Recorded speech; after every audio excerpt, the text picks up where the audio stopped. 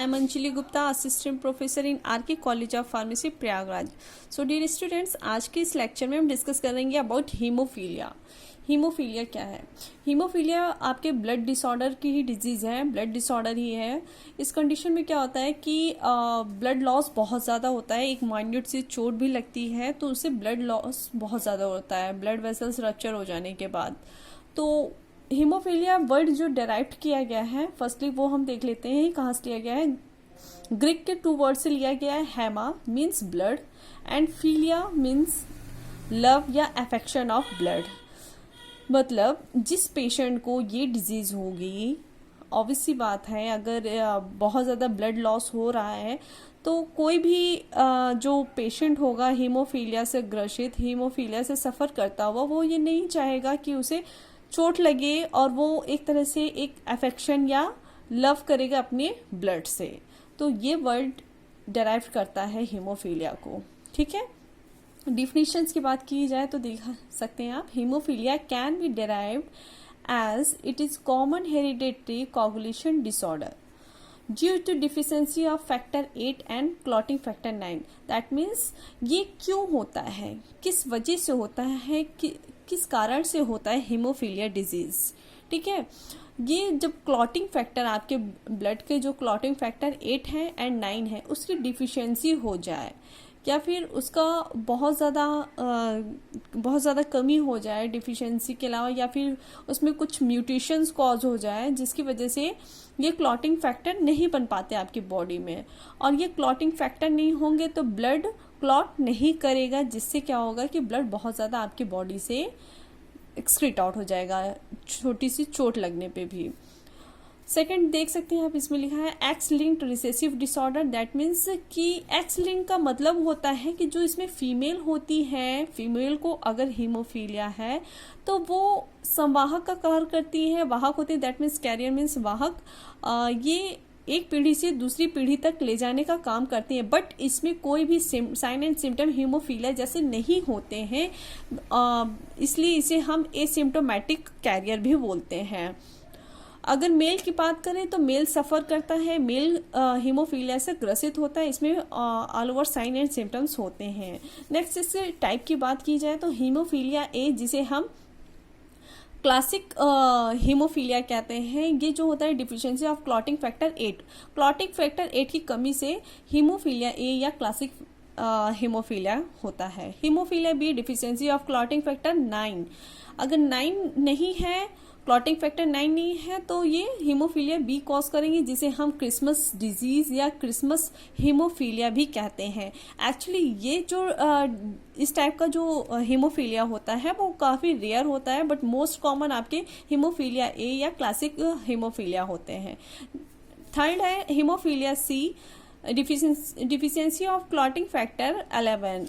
इसे हम रोजेंथल हीमोफीलिया बोलते हैं, बिकॉज ये हीमोफीलिया सी और ये क्लॉटिंग फैक्टर 11 की डिस्कवरी जो है रोजेंथल ने की थी कि इनकी डिफिशियंसी से हीमोफीलिया सी होता है. Okay, but all over haemophilia की जो डिस्कवरी हुई थी, एक्चुअली इसे स्टूडेंट्स इसे रॉयल डिजीज़ भी कहा जाता है. रॉयल डिजीज़ इसलिए कहा जाता है कि ये फर्स्ट टाइम पे इंग्लैंड की क्वीन थी महारानी विक्टोरिया, उनके अंदर ये डिजीज़ पाई गई थी हीमोफीलिया. बट क्या है कि उनकी पूरी फैमिली हिस्ट्री में एज सच कोई इस जो है डिजीज़ से पीड़ित नहीं था. बट इनमें क्या महारानी विक्टोरिया के साथ क्या था कि इनके जो जीन हैं वो स्पॉन्टेनियसली म्यूटेटेड हो गए हैं. मतलब स्पॉन्टेनियसली सामान्यतः अपने आप म्यूटेट हो गए थे, जिसकी वजह से ये क्लॉटिंग फैक्टर 8 एंड 9 इनकी डिफिशियंसी हो गई थी. ओके, आप नॉर्मली इसमें देख सकते हैं इस डायग्राम के थ्रू नॉर्मल ब्लड वेसल्स है. अगर यहाँ पे हिमोरेज होता है, किसी तरीके का चोट लगता है, रप्चर होता है, तो यहाँ से ब्लड लॉस होगा. बट अगर हेल्दी ह्यूमन है तो इसमें क्लॉटिंग फैक्टर्स हैं, क्लॉटिंग यहाँ पे हो जाएगा और ये हेल्दी हो जाएगा. ठीक है, ये आपके ब्लड वेसल्स. अगर हीमोफिलिक पेशेंट है तो इस कंडीशन में क्या होगी, नॉर्मल ब्लड वेसल्स है, बट अगर हीमोरेज होता है तो काफ़ी ज़्यादा ब्लड आपके वेसल से बाहर चले जाएंगे. ठीक है, और बहुत ज़्यादा ब्लड लॉस होगा. जबकि इसमें हीमोफीलिया का पेशेंट है, इसमें क्लॉटिंग फैक्टर 8 और 9 की डिफिशियंसी हो सकती है। तो इसमें क्या होगा, जब क्लॉटिंग फैक्टर नहीं है तो इनएबिलिटी टू क्लॉट, ये क्लॉट नहीं हो पाएंगे। नेक्स्ट अगर इसकी एटियोलॉजी की बात की जाए तो deficiency of blood clotting factor किस कारणों से होता है, क्या कॉजेज होते हैं। क्लॉटिंग फैक्टर आपके 8, 9 and 11। Type A and type B haemophilia are X linked, so they are occur in male and female carriage. तो इसे आप ऐसे समझ सकते हैं, ये एक्स लिंक रेसेसिव जो कंडीशन है, अगर आपने जेनेटिक्स पढ़ रखी है 12th में, तो जेनेटिक्स का ये ट्रिक मेंडल का आप देख सकते हैं। इसमें ये जो क्रोमोसोम्स हैं एक्स एंड वाई मेल में होता है, एक्स एंड एक्स फीमेल में होता है। यहाँ एक्स एच मैंने डिनोट किया है, अगर फीमेल कैरियर है, वाहक है, तो ये एक्स एच है, ये इसकी जो है क्रोमोसोम्स अफेक्टेड है। ओके, बट ये कैरियर का काम कर रही है, फीमेल है। अगर मेल का ये एक्स और फीमेल का ये अफेक्टेड हीमोफिलिक एक्स क्रॉस होते हैं, देन ये क्या होता है, नेक्स्ट जनरेशन में कैरियर डॉटर होगी तो आपको मैंने ऑलरेडी पहले बताया कि वो एसिम्टोमेटिक होगी, ऐसा कोई साइन एंड सिम्टम्स नहीं होंगे, बट ये डिजीज को एक मतलब जेनेटिकली ट्रांसफर करेगी। नेक्स्ट है अगर इसके एक्स और इसके वाई से क्रॉस होता है, इसके एक्स एंड देन इसके एक्स से क्रॉस होता है फीमेल के, तो ये जो अनअफेक्टेड डॉटर बनेगी जो कि नॉर्मल होगी। देख सकते हैं इसमें हीमोफिलिक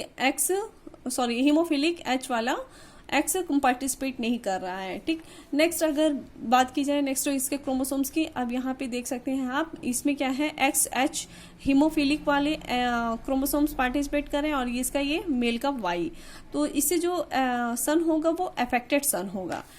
बट यहाँ पे देख सकते हैं इसमें इसका एक्स एंड इसका वाई अगर क्रॉस होते हैं तो ये जो नेक्स्ट जनरेशन में सन होगा वो क्या होगा, नॉर्मल सन होगा।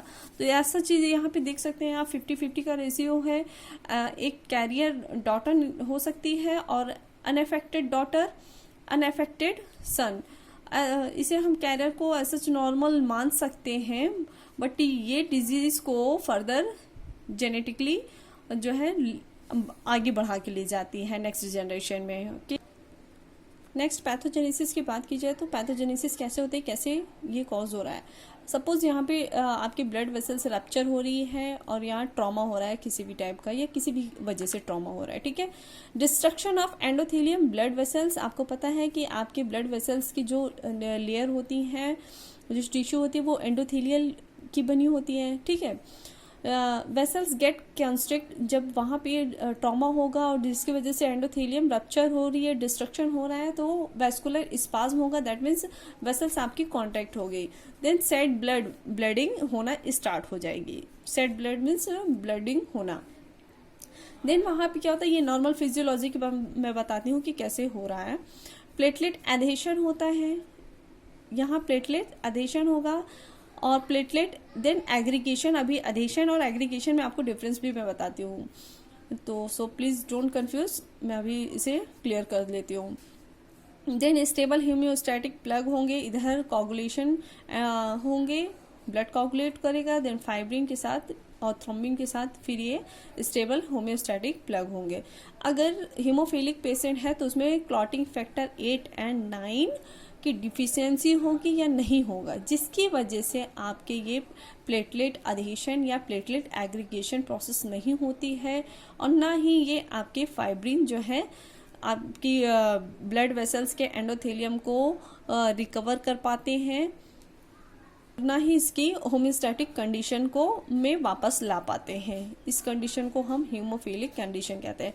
अब इसी फ्लो डायग्राम को हम दूसरे डायग्राम के थ्रू कोरिलेट करके समझ सकते हैं। Okay students, now come on this structure.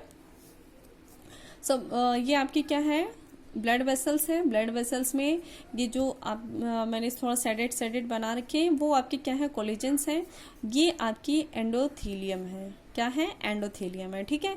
अब नीचे वाले ब्लड वेसल्स की बात करें इसके बेसमेंट की, तो यहाँ पे ये क्या है, सब एंडोथीलियम कोलेजन है, ठीक है। ये कोलेजन है, ये सब एंडोथीलियम कोलेजन है, ठीक। ये आपके क्या है, एंडोथीलियम है।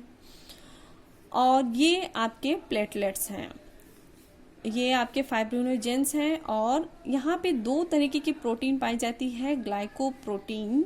दो तरीके की होती है glycoprotein, first B and glycoprotein second B या थर्ड ए वर्क करती हैं। अब यहाँ पे क्या हो रहा है कि आपके ब्लड वेसल्स रप्चर हो रही है, जिसकी वजह से एंडोथीलियम क्या हो रही है, डिस्ट्रक्शन हो रहा है या फिर डिफेक्ट हो रहा है। यहाँ पे मैंने आपको बताया ट्रॉमा हो रहा है, destruction of endothelium blood vessels get constrict. अब यहाँ पे क्या हो रहा है कि एंडोथीलियम रप्चर हुई, जिसकी वजह से वेसल्स क्या होंगी, कंस्ट्रेंट होंगी और ब्लड जो है आपके बहने स्टार्ट हो जाएंगे। अब इसकी रिकवरी कैसे होती है कि प्लेटलेट फर्स्टली क्या होगा, एधेशन होगा। प्लेटलेट एधेशन कहाँ होगा, और प्लेटलेट तब एधेशन होगा जब आपके प्लेटलेट एक्टिव होंगे। और प्लेटलेट एक्टिव कब होंगे आपके, जब प्लेटलेट आपके प्रोटीन से अटैच होंगे। कौन से प्रोटीन से, ग्लाइकोप्रोटीन फर्स्ट बी से अटैच होने के बाद ये एक्टिव होंगे। देन एक्टिव होने के बाद ये आपके एंडोथीलियम पे, सब एंडोथीलियम पे अटैच्ड होना स्टार्ट होंगे। इस अटैचमेंट को हम अधेशन बोलते हैं, ठीक है। इस अटैचमेंट को हम क्या बोलते हैं, अधेशन बोलते हैं। बट अगर एग्रीगेशन की बात करें तो एग्रीगेशन वो कंडीशन है जब आपके प्लेटलेट्स के ऊपर प्लेटलेट्स के ऊपर प्लेटलेट्स अटैच्ड होंगी, तब वो कहलाती हैं क्या, अधेशन, ठीक है। पहली जो प्लेटलेट्स एंडोथीलियम पे आएगी वो अधेशन होगी, और जब उस प्लेटलेट्स के ऊपर फाइब्रिनोजेन की हेल्प से जो अटैच्ड होते जाएंगे प्लेटलेट्स टू प्लेटलेट एक दूसरे से, आप यहाँ समझ सकते हैं ये प्लेटलेट्स है और ये दूसरा प्लेटलेट्स है। अब क्या हो रहा है कि ये प्लेटलेट्स एक दूसरे से अटैच्ड हो रही है, किसे, फाइब्रिनोजेन से। ये फाइब्रिनोजेन इसे अटैच्ड करने का काम करता है। जब ये प्लेटलेट्स टू प्लेटलेट्स अटैच होंगी और किसके ऊपर अटैच होती चलेंगी जाएंगे, एंडोथीलियम कि पहली प्लेटलेट्स के ऊपर, देन ये अटैच्ड होती चली जाएंगी। इसी को बोलते हैं platelet aggregation. So dear students, मुझे लगता है कि ये कंफ्यूजन नहीं होगी कि प्लेटलेट अधेशन क्या है, प्लेटलेट एग्रीगेशन क्या है, ठीक है। प्लेटलेट अधेशन वो है जो पहली बार आपके प्लेटलेट्स एंडोथीलियम लेयर पे आके अटैच्ड होते हैं with the help of glycoprotein GP first B. और प्लेटलेट्स के ऊपर जो प्लेटलेट्स एक दूसरे से अटैच होती हैं, देन ये प्लग का फॉर्मेशन करती हैं। प्लग मीन्स बल्क फॉर्म में प्लेटलेट्स इकट्ठी होती है, उसे बोलते हैं प्लेटलेट एग्रीगेशन, ओके। और ये हेल्प करता है, ये जो आप इसे अटैच करने का काम करता है कौन, glycoprotein second B and third A, okay.